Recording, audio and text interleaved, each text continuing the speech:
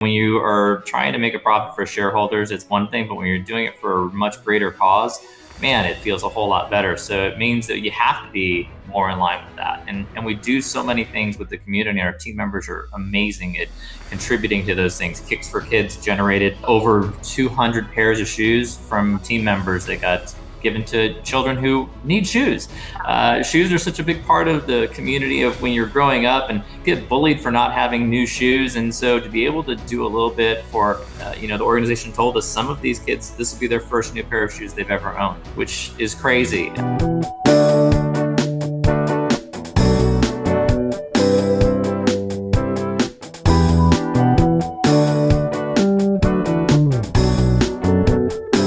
Kenji Hall is the general manager at Yaamava Resort and Casino at San Manuel. He leads the strategic execution and oversees the performance of daily gaming and hospitality operations at Yaamava while continuing in his successful role as an inspiring leader of workplace culture. Prior to joining Yaamava, Kenji's 30-year career in gaming and hospitality includes management positions with companies such as Prim Valley Resorts, Hilton, Boyd Gaming, and MGM Resorts. Kenji joined San Manuel in 2017 as the Chief Operating Officer, Hospitality, playing a pivotal leadership role in the renovation of Bear Springs Hotel and bringing record-breaking revenue growth to San Manuel Casino through the opening of new and phenomenally successful food and beverage outlets. Later, as the Chief Operating Officer Casino, Kenji oversaw the expansion of casino operations at San Manuel and the newly opened and rebranded Yaamava, where he inspired a team-first work culture throughout the property. Under Kenji's leadership, Yaamava has received the Great Places to Work designation 2 years in a row, and that's what we're diving into today.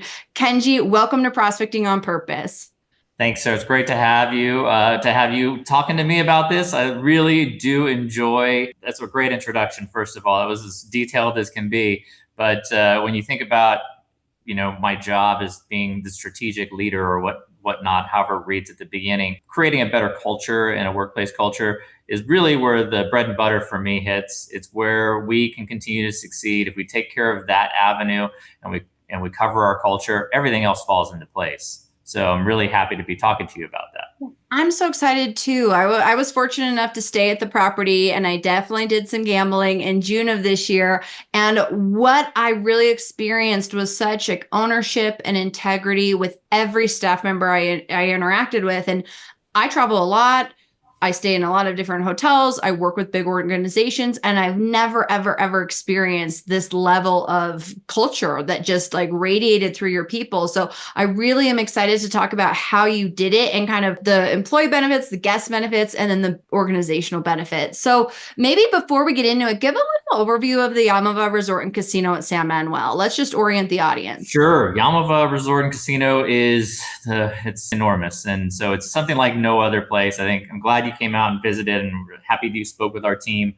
But, look, we have over 7,250 slots, which puts us the most in the West. That includes Vegas. There's nobody bigger in that space there in the West. We do about 14 million visitors every year, which in California is second to just Disneyland in the entertainment field, which is crazy, right?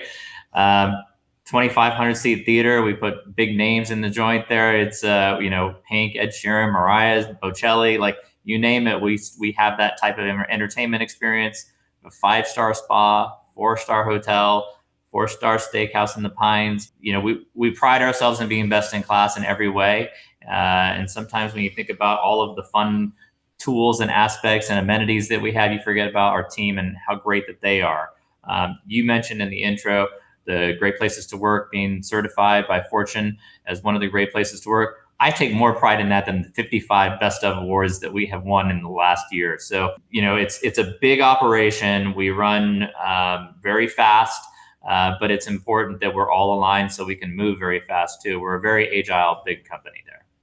And that's the other thing that I think was really eye-opening is I am learning how big the organization is. Obviously, you're driving on the freeway, you see the billboards, then you go out to the property, and it's so impactful.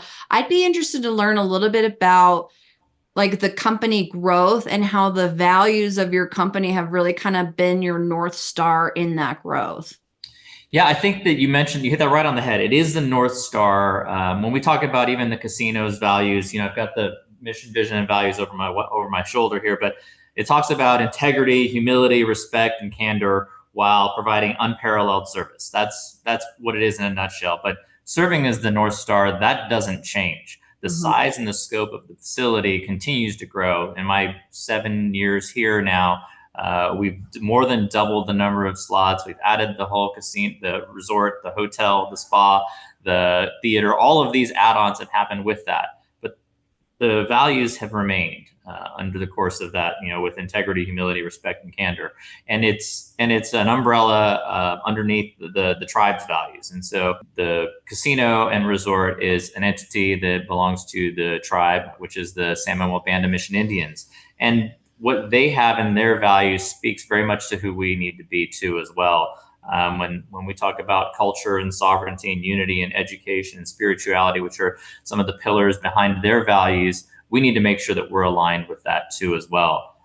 It comes with a really big responsibility, I think, when we talk about how do I create a culture here at the property, and how do we do this for the team, because we will be a direct reflection upon what the tribe is. So there's a little more responsibility and pressure, I think, with making sure that the culture is very aligned with that and that we do the right thing, because the tribe is known in this community and for years of being a symbol of great philanthropy and being a great citizen to the tribe and to their ancestral land. So for us, it's how do we continue to grow and still maintain who we truly are.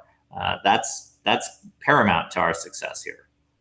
Well, I think that's such a great explanation, Kenji, because I felt it as a guest of the property. I was chatting with someone in your guest service.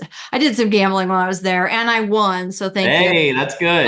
I think I walked with like $600, which was exciting. But I needed somehow. I think I was lost, and so I asked someone for directions, and she had on pink shoes, and I said, "Oh, those are some fun shoes." And she said, "Oh, we actually do a funky shoe day to drive attention to our shoe drive that we do every summer." And so it was just such a. She was so excited to share it with me, and as we're walking through the property, she's bending over, picking up a receipt, like a little receipt, a Yeah. piece of paper. Like it's interesting to hear how many people you have walk through the property to or visit the property, because that's a whole nother layer of complexity. So it's so impressive to see how it's almost like it's filtering down, but also filtering up. Like it's a feedback loop is kind of the impression that I got. For sure. I think culture has to be driven from the top, but it has to be accepted by everyone when it comes down to it. And it's not one person's culture. And again, like, having the tribe as your leadership group there and what they do, again, easy, quick numbers. They've donated over $400 million to charitable organizations since they've been around here. I think almost $40 million last year. Having them as your sounding board and the people who set the example, man, it makes it easy for all of us to follow that lead, and it makes us feel good about what we're doing.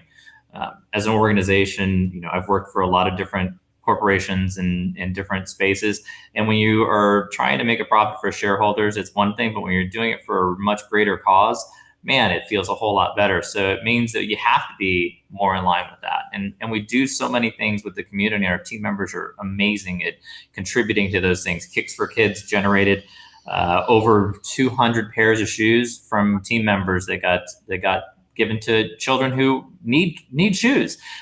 Shoes are such a big part of the community of when you're growing up, and kids get bullied for not having new shoes. And so to be able to do a little bit for, the organization told us some of these kids, this will be their first new pair of shoes they've ever owned, which is crazy. But it also it speaks to, if we are blessed with the fortunate ability to do that, we should do those things. And then our guests contributed hundreds of shoes as well into the program. So to be able to share that vision, that pride in the community with our guests and our team is huge. We do it with Toys for Tots. We did, I think it's like 3 or 4 truckloads of Toys for Tots in Christmas time. We adopt families. Our teams adopt families for Christmas. I think they brought a refrigerator in for someone who needed a refrigerator last year. Like, again, 2 truckloads, 120 families. Like, we believe that we can help uplift the community with us. And that's very much comes from the tribe and their vision and expectations of who they want to be. And, my personal expectations of who I want to be is be a better person than I was yesterday and leave the planet in a better place. man, I can't be in a better place to do that. This is so much aligned with who I want to be too. And I think one of the big takeaways is that there's like purpose behind it. Like you had given the comparison, like driving for shareholders versus driving for purpose and impacting the community. And I think that that's really where you can start to see like the excitement and the ownership. And I want to talk a little bit about how culture, because I know this is not why the tribe is being philanthropic, but it made me feel a lot better gambling because if I lost, I knew that some of the money was going to go to a good cause. So For I feel sure. like there's got to be a lot of business outcomes that comes from putting your people first and having a great company culture. So can you share some of like the business objectives that are met, or maybe the what's the word I'm looking for, like the results from having such high caliber values and ownership on the culture side? Yeah. One of the things I'll always go back to is that if we can create that culture of engagement and have people caring about what they're doing, they care and they care deeply about what the tribe and how they represent the tribe. The decisions they make are always going to be in for the right reasons and doing the right thing, and building relationships and doing some of the above and beyond things that are out there. When I think about some ideas of what we've done as a group, as guests and as team members, just getting their information and communicating is huge. And so our team focuses on what the guest needs are. And when they hear things that don't sound right or are a bad user experience for our guests, they want to bring it up and figure out how to fix it. We have this thing that we call a next level idea. And we do is we encourage our team members to bring up ideas that are going to help our organization. And we have an engagement task force that runs through these ideas and says, how can we make some of these things work? And if they can't work, how do we need to talk to the team member and see if there's another way of doing it. We've come up with some just really cool things like, we have a leadership immersion training that we do where we send leaders of one department into another so they understand what other departments do. Because while they may not understand the complexity of slots, where some people think you just plug the game into the wall and you're good, there's a lot more complexity that goes to it, or why a jackpot takes longer.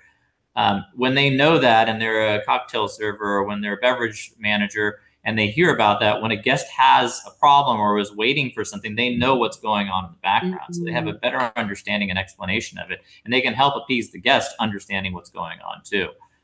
We have this other thing that we do called continuous improvement program that's run by, we have a team that does this. And so it's along the Kaizen philosophy of how do we make things better every time. And we bring in people from all different departments to set a task and say, this task is a roadblock that our guests are telling us and our team members are telling us. How do we make this more efficient? And they will map it out and they'll run through all the different ways of doing it. Usually there's 20 or 30 items to fix when it's done, to go, if we do all of these things, we can create a seamless experience and make our guests happier, make our team happier. And that's a result of just strictly caring about what you do. Mm-hmm.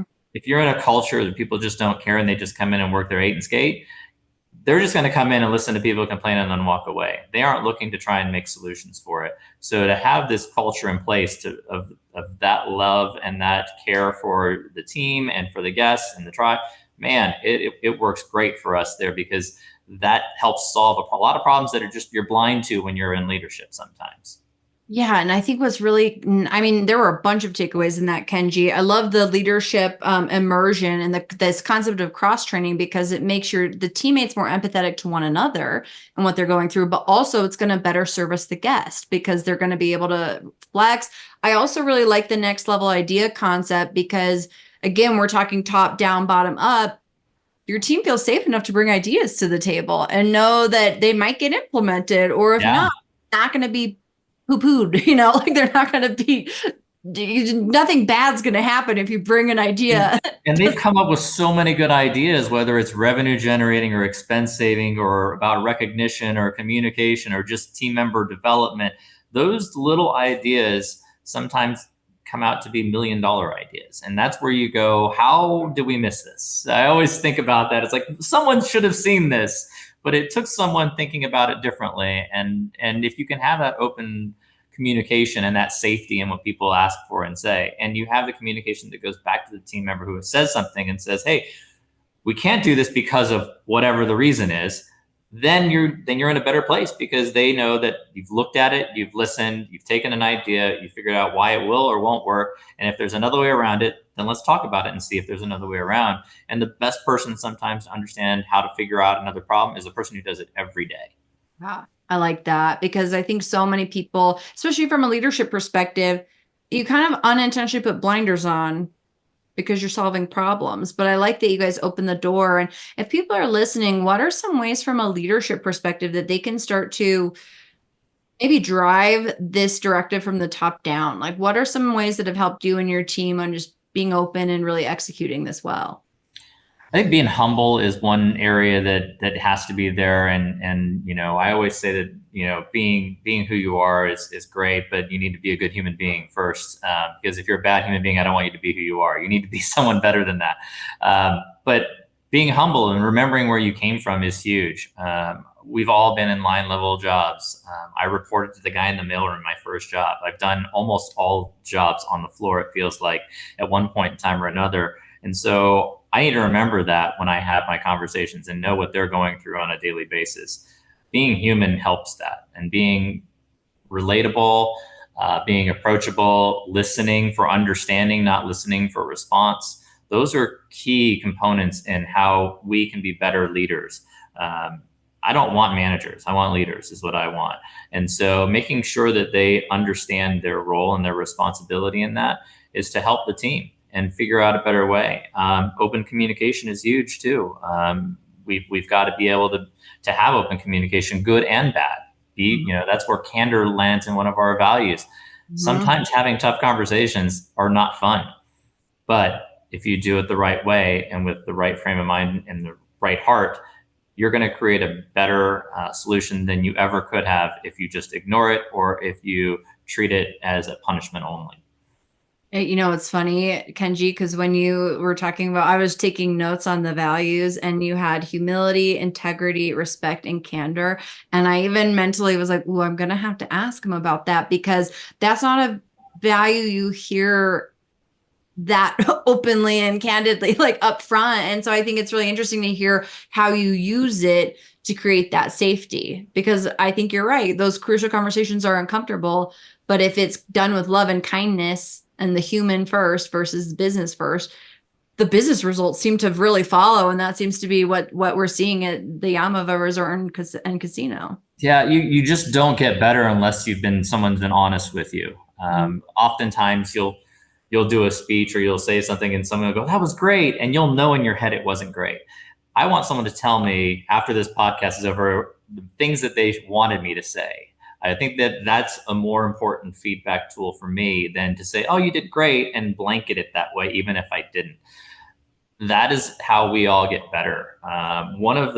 Again, I'll refer to something else that we do here to help with the culture of growth and learning too, as well, is that every leader has a management business objective, which is part of their bonus plan of what they need to do to get a bonus, which is great. But one of their management business objectives is team development.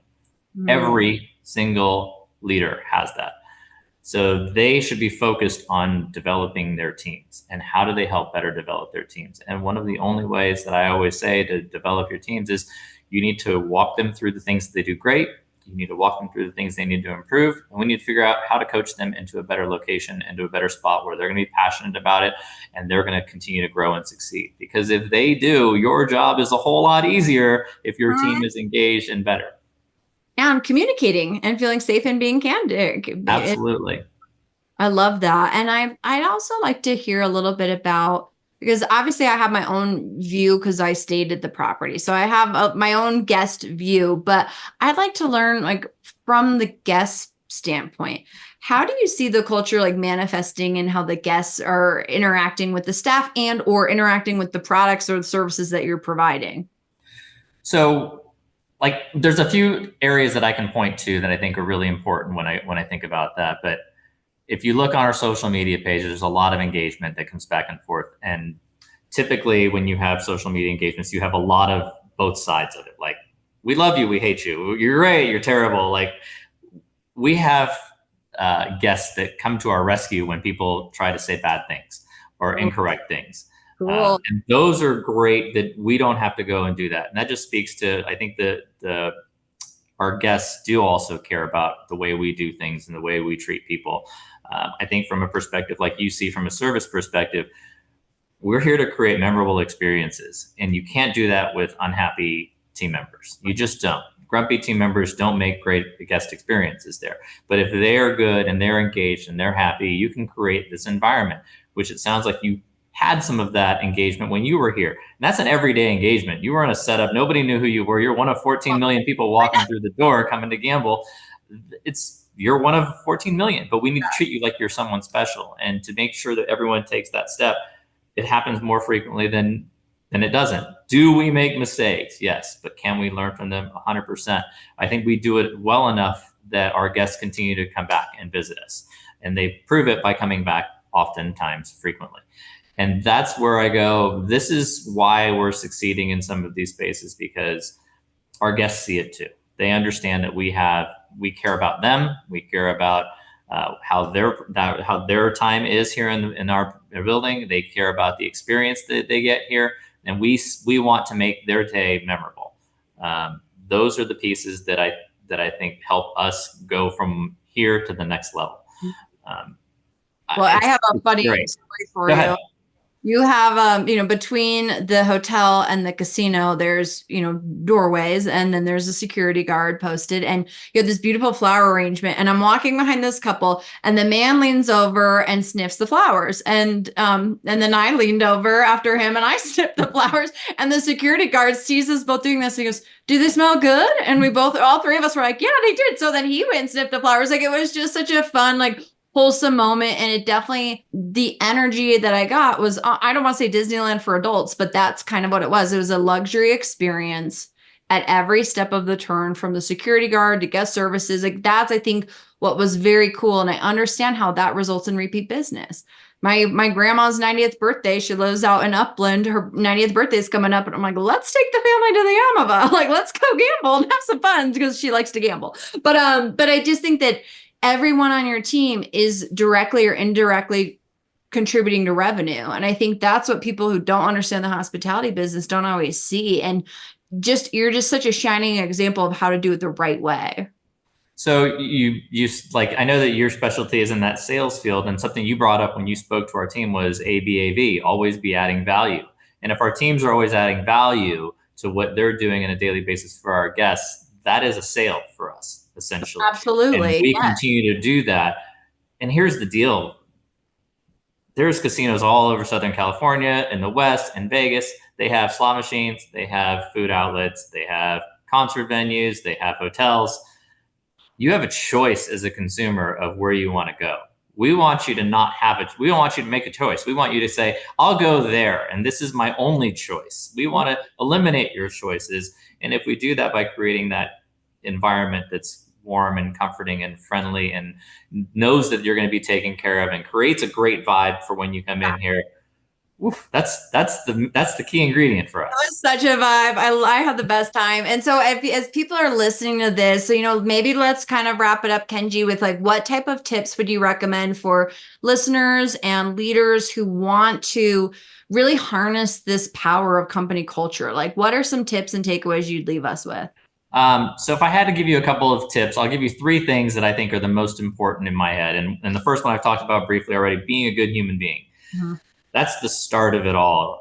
As a leader and your team, your executive team, and everyone from top to bottom, is your goal should be a good human being. And that's, with integrity and compassion and humility. And you had a speaker on about humility. Gosh, it was last year at some point in time. And he said, humility isn't about thinking less of yourself, but thinking about yourself less. Mm-hmm. Which is exactly what I think about when I think of how do we want to perceive ourselves. We're not going to say, hey, we're the best and all that. We want you to believe that we're the best, but we don't need to tell you about it. We think that we're going to be there, but if we just want you to have a good time. That's the most important thing. But being a good human, it's tougher than it seems. It's super easy in words. And it's great when things are going great too. Being able to be a good human when you're under duress and difficult environments and different businesses all over the world, that's when you really can take it to the bank, is if you can still be a good human under those conditions.